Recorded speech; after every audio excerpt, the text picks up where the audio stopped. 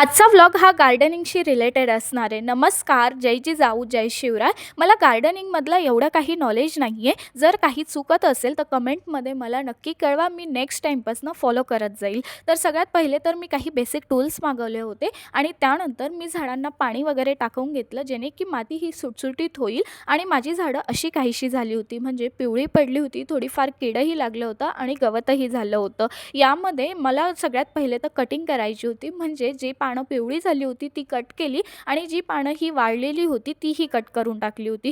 त्यानंतर कटिंग झाल्याच्या नंतर माती सुटसुटीत झाली होती, त्यामध्ये जे काही गवत होतं त्याला मी काढून टाकलं होतं पूर्णपणे आणि सगळी बाल्कनी ही स्वच्छ करून टाकली होती. कारण की खूप सारी घाण झाली होती मातीची, त्याबरोबर पानं फुलं जे काही गळलेले होतं काढून टाकलेली होती, ती सगळी माती वगैरे स्वच्छ बाल्कनी धुवून घेतली आणि नंतर अशी काहीशी माझी बाल्कनी दिसते. यामध्ये जर अजून काही तुम्हाला माहिती असेल कोणतं मी फर्टिलायझर यूज करायला पाहिजे आणि अजून काही टिप्स असेल तर कमेंटमध्ये नक्की कळवा. चला भेटू आपण नेक्स्ट व्लॉगमध्ये. तोपर्यंत बाय.